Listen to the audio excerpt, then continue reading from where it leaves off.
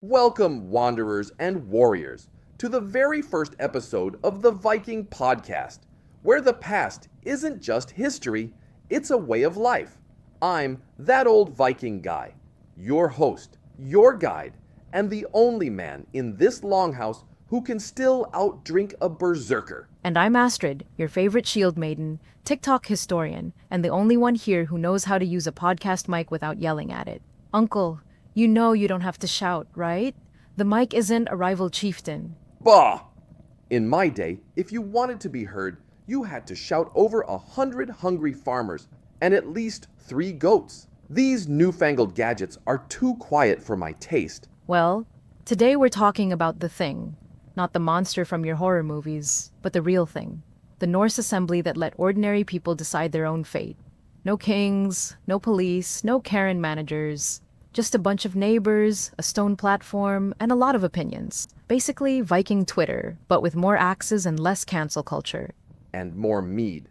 Don't forget the mead. Never. So, what's on the agenda, Uncle? Today, we're diving into why the Norse created the Thing, how it worked, and what it can teach us about power, abuse, and maybe even how to survive your next family reunion. Oof. Family reunions. Nothing like a good old-fashioned Viking feud to spice up the potato salad. Yeah, and if you're lucky, you only lose a finger or two. But before we get into the nitty-gritty, let's set the scene. Astrid, paint us a picture of the Viking world. All right, close your eyes. Unless you're driving, then please don't. Imagine Scandinavia over 1,000 years ago. The land is wild, forests so thick you could lose a whole army, mountains sharp enough to cut the sky, and winters that make you question your life choices. And no central heating, or Wi-Fi, or oat milk lattes. Just you, your family, and whatever you could grow, hunt, or steal from your neighbor. If you had a problem, you couldn't just call the police. You had to handle it yourself. If your neighbor's goat wandered into your field, you settled it with words, or, if that failed, with axes. And if you insulted someone, you might start a feud that lasted generations. The Viking version of subtweeting, but with more blood. Honestly, I think some of those feuds started over the Viking equivalent of, you stole my Wi-Fi. Like, you borrowed my longship and didn't refill the oil lamp. Or, you took my best axe and brought it back with a chip in the blade. That's grounds for a duel, right there. But seriously, power was personal. If you were strong, you led. If you were weak, you followed, or you suffered. The sagas are full of stories about betrayal, revenge, and the endless cycle of violence that comes when there's no higher law. And let's not forget, the law was whatever the strongest person said it was. If you had a big enough sword, or enough friends with swords, you could get away with just about anything. Which sounds kind of like high school, but with more axes and less algebra. Yeah, but even in that chaos, the Norse weren't content to live at the mercy of the strong. They knew that too little order meant endless feuding, but too much meant tyranny. So, what did they do? They gathered together, spoke their minds, and made decisions as a community. Thus, the Thing was born. Let's go deeper. Imagine you're a farmer in the year 850. You've got a small plot of land, a couple of cows, maybe a sheep or two if you're lucky. Your neighbor, Bjorn, is eyeing your best pasture. One night, you hear a noise.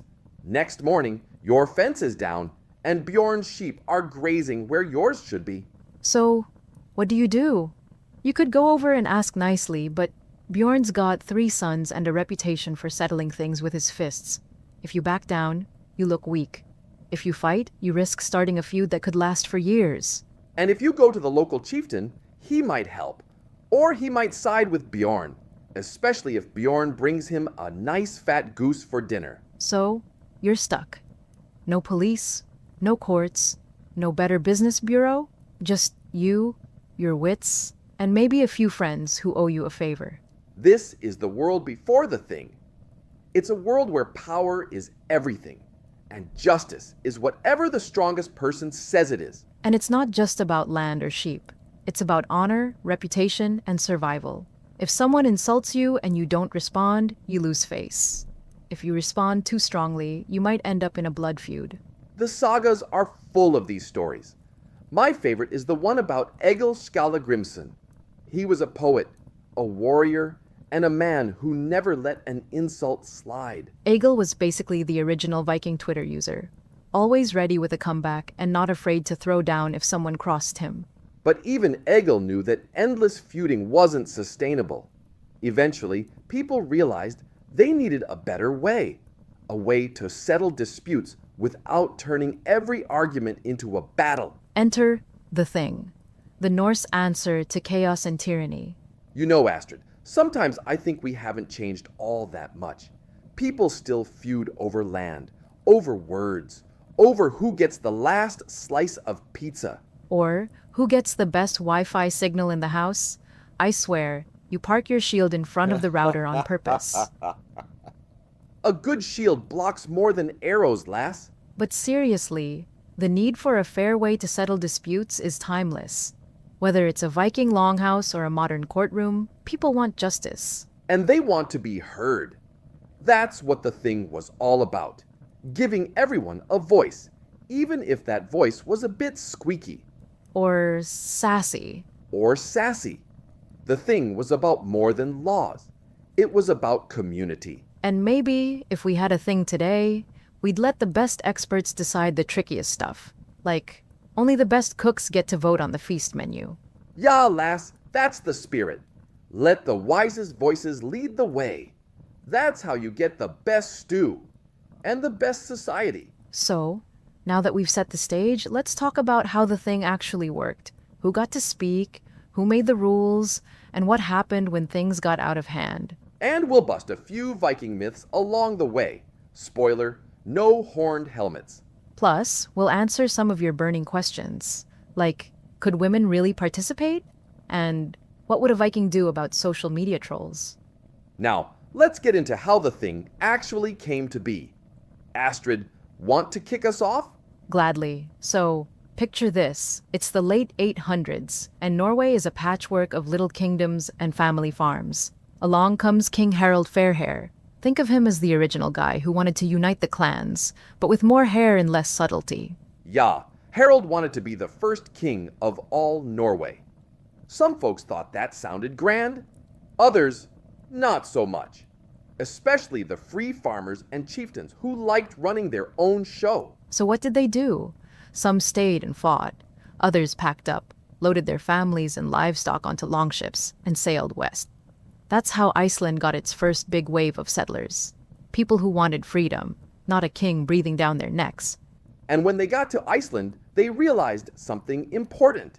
If everyone just did their own thing, it'd be chaos. So, in 930 CE, they founded the Althing, the Grand Assembly. No king, no central authority, just a big open field and a lot of opinions. And the Althing wasn't the only one. All over Scandinavia, there were local and regional things. The Gulleting in Norway, the Frostating in Sweden, even the Tinwald on the Isle of Man. The thing was the backbone of Norse society. It was a radical idea for its time. Instead of one person making all the rules, everyone got a say. Well, everyone who was free anyway. We'll get to that. And it wasn't just about laws. The thing was where you settled disputes, made alliances, traded goods, and even found a spouse if you were lucky. Or unlucky, depending on your taste in beards. Yeah, nothing says romance like meeting your future in-laws at a legal assembly. So, how did you two meet? Well, your mother was suing my uncle for stealing her sheep. Classic Viking love story. But let's talk about how the thing actually worked. Uncle, walk us through a day at the thing. All right, picture this. It's early summer. The air smells like grass, wood smoke, and a hint of horse. People are arriving from all over. Farmers, chieftains, traders, even a few wandering poets hoping to score a free meal. And don't forget the kids running wild, the dogs barking, and the merchants setting up stalls to sell everything from furs to fancy combs. It's basically a Viking festival, but with more legal drama. At the center of it all is the Law Rock, a big stone or platform where the Lawspeaker stands. The Lawspeaker is chosen for his memory and wisdom, not his family name. His job? To recite the laws from memory, so everyone knows the rules. Imagine being the human version of Google, but with a better beard and no search history to worry about. The Lawspeaker would stand up, clear his throat, and start reciting.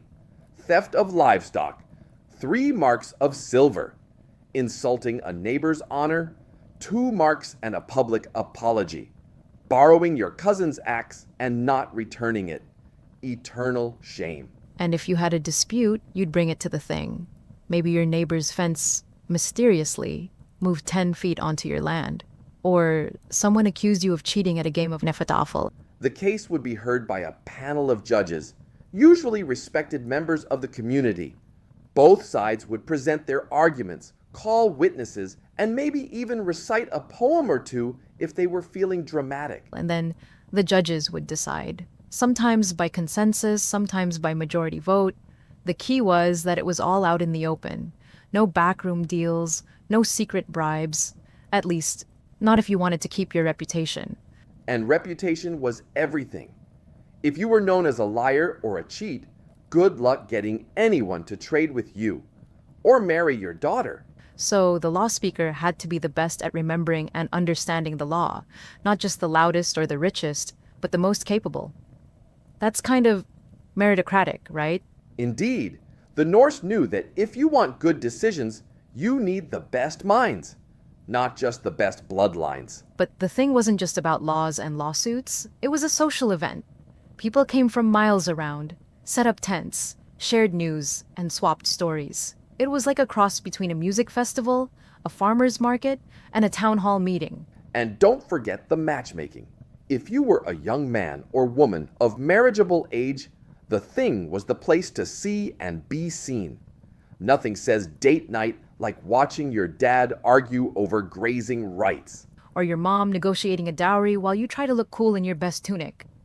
No, Mom, I don't want to marry Bjorn's son. He smells like fish and he's missing 3 teeth. Yeah, but he's got a fine herd of goats, lass.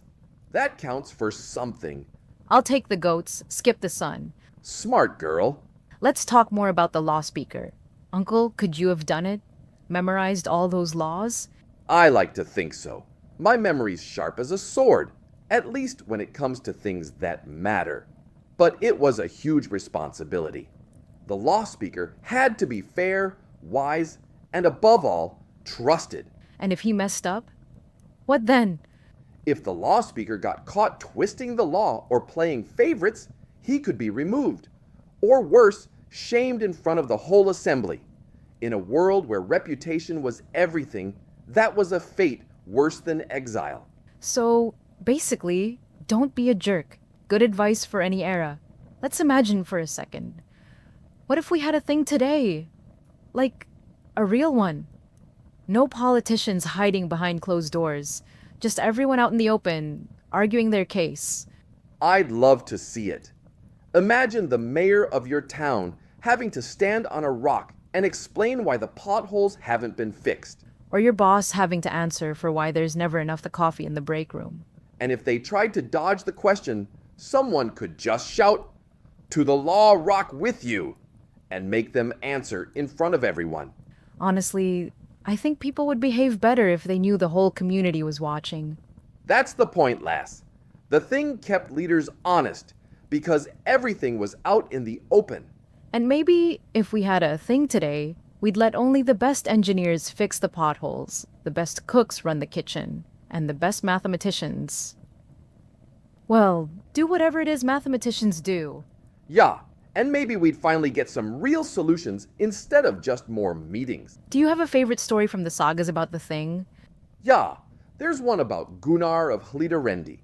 He was a great warrior, but he got into trouble with his neighbors. Instead of settling things with swords, they brought the case to the thing. There was a huge debate. Witnesses, arguments, even a few threats. In the end, the assembly decided Gunnar had to pay compensation, not blood. So, the thing actually stopped a feud before it started? For a while, at least. Vikings were stubborn folk.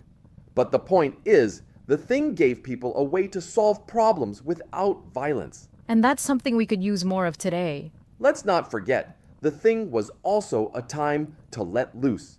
After the debates and judgments, there were feasts, games, and plenty of mead. And probably a few bad decisions too. What happens at the Thing stays at the Thing, right? Unless someone writes a saga about it, then everyone knows. Note to self, never challenge a poet to a drinking contest. Wise advice, lass. So, Uncle, we've talked about how the Thing worked, but who actually got to participate? Was it really everyone, or just the big shots? Ah, now there's the rub. The Thing was open to all free men, farmers, craftsmen, chieftains. If you were a free man, you had a voice. But if you were a thrall, a slave, or just a kid, you were out of luck. And what about women? I know the sagas mention some pretty fierce ladies. Yeah, women could attend the Thing, listen in, and sometimes influence decisions, especially in Iceland. They could inherit property, and if they had a strong case, they could send a male relative to speak for them.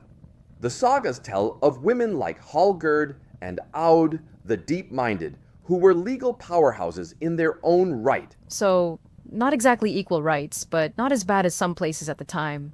I mean, at least women could own land and bring cases, even if they had to send a guy to do the talking. True enough. And let's not forget, the Thing was a public event. Even if you couldn't speak, you could watch, learn, and gossip about who said what. Sometimes the real power was in the crowd. That's still true today.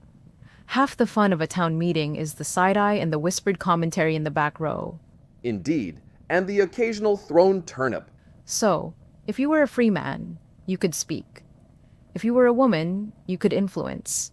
If you were a thrall, you just hoped your master didn't get into too much trouble. And if you were a goat, you just tried not to get eaten at the feast. Poor goats. Always the unsung heroes of Viking society. Let's do a little myth-busting, Uncle. I get so many questions online about what Vikings were really like. Ready for a lightning round? Bring it on, lass. I'm ready. First, did Vikings really wear horned helmets? No, that's a myth from opera costumes and old paintings. Real Viking helmets were practical. No horns, unless you count the ones on the drinking cups. Second, was the Thing just a bunch of guys yelling at each other? Not at all. Sure, there was yelling. Vikings are a loud bunch. But there was also reasoned debate, evidence, and even poetry. The best argument, not the loudest voice, was supposed to win. Third, was the Thing always peaceful? Ha! Not by a long shot. Sometimes debates got heated and feuds broke out, but the ideal was open debate and collective wisdom.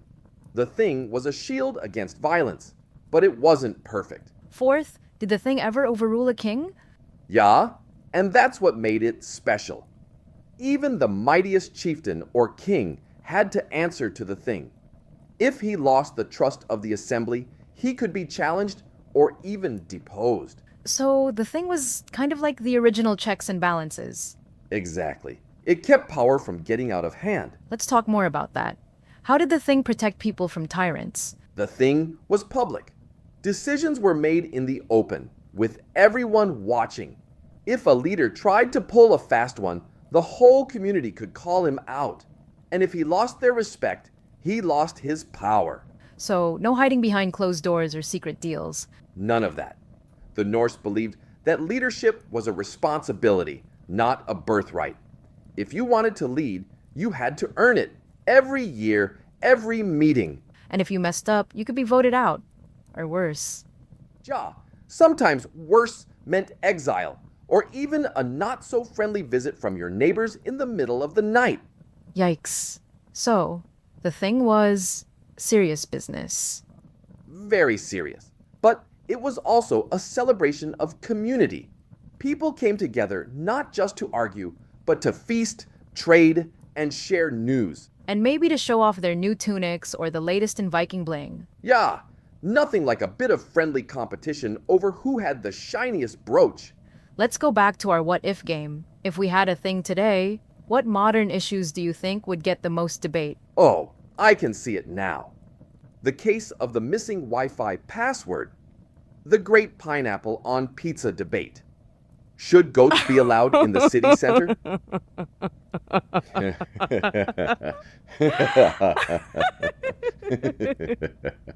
Or, who left the dishes in the sink? That one would go on for days.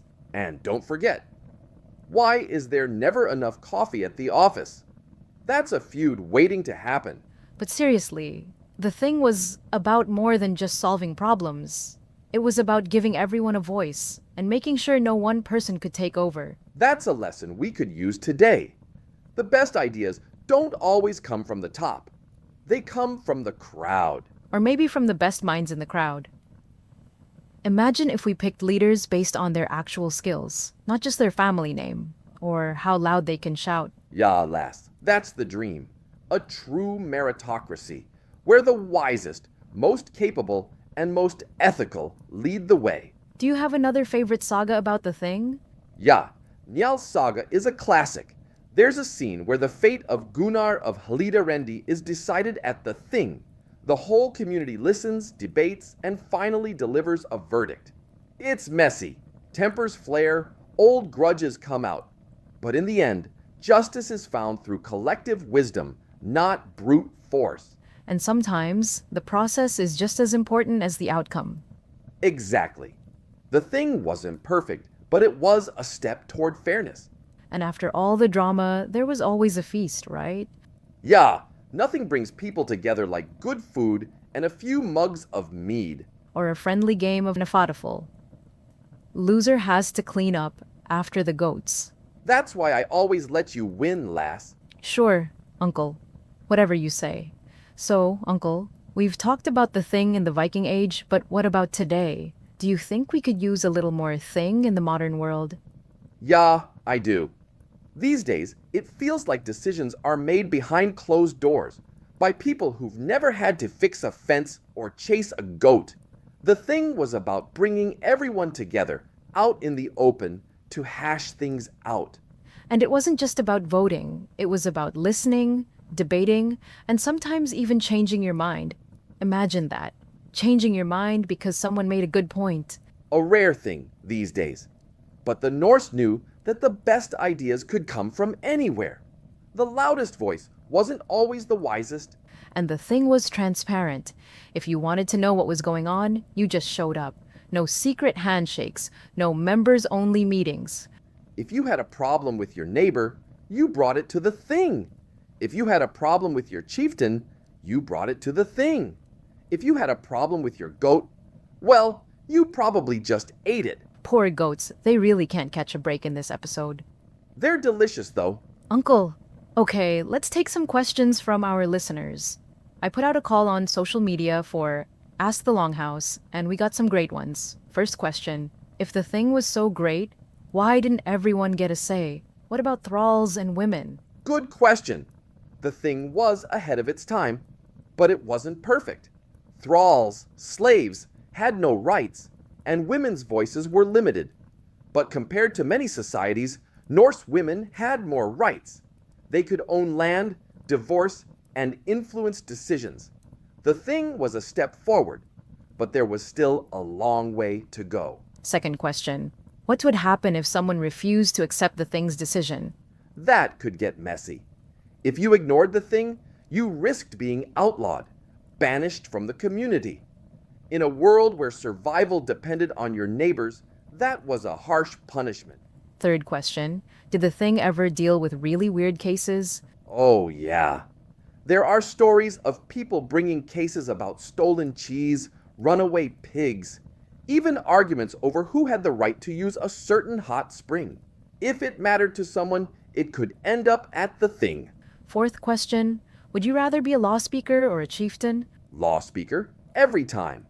Less likely to get stabbed in the back, and you get to show off your memory. Fifth question, if you could bring one thing tradition into the modern world, what would it be? Open debate in public, with everyone watching. No hiding, no secrets, just honest talk. I'd bring back the feasts, and maybe the matchmaking. Tinder, but with more goats. And fewer awkward first dates, I hope. Let's talk legacy. The Althing in Iceland is still going strong. Over 1,000 years later. That's wild. Yeah, and the word thing lives on in place names all over the Norse world: Tinwald, Dingwall, Tinganes.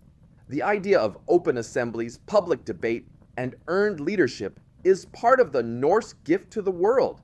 And it's not just about laws, it's about community, respect, and the belief that everyone deserves a voice, even if that voice is a little squeaky, or sassy, or covered in goat hair.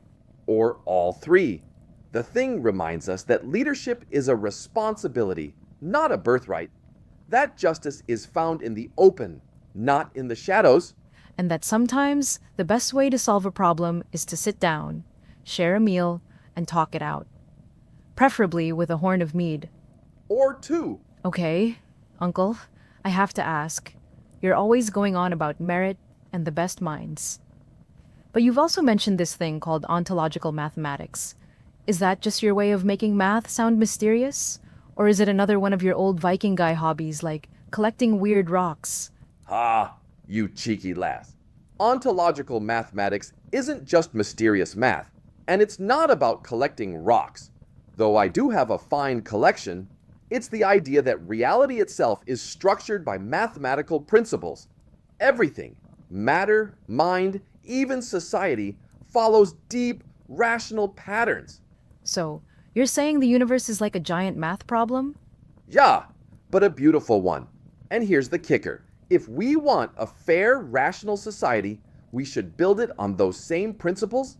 That means letting the best, most rational minds lead, not just the loudest or the richest. That's the heart of meritocracy. So, if the thing had been run by ontological mathematicians, would we have had fewer feuds and more equations?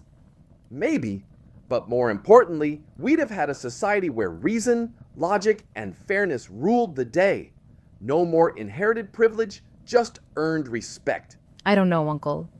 I think you just want an excuse to make everyone do math at the feast. Only if they want a second helping of stew. Uncle, if you could invite anyone from history to the thing, who would it be? Odin, of course, but only if he promises not to turn everyone into ravens. I'd invite Freydis Eriksdottir. She'd keep everyone on their toes. And probably start a new saga before lunch. If you could change one thing about the modern world using Viking wisdom, what would it be? More listening, less shouting. The thing worked because people listened as much as they spoke. And I'd make sure no one started life with an unfair advantage. In the old days, you had to earn your place. Maybe it's time we made sure everyone gets the same start. No more dynasties, just a fair shot for all. And maybe more feasts. Always more feasts. And more goats? Let's not get carried away. Next time, we meet the Norse tyrants and the people who tried to stop them. Spoiler, it gets messy. We'll explore the rise of kings, the struggle for power, and what today's leaders could learn from a bunch of stubborn farmers. If you want to see how the Norse dealt with narcissist kings, subscribe and join us for the next episode. And drop a comment. What would you do if you had to stand up to a king? And remember, the best ideas don't always come from the top. Sometimes they come from the circle of neighbors in a field or a longhouse with a podcast mic. Or from your favorite Shieldmaiden. See you next time.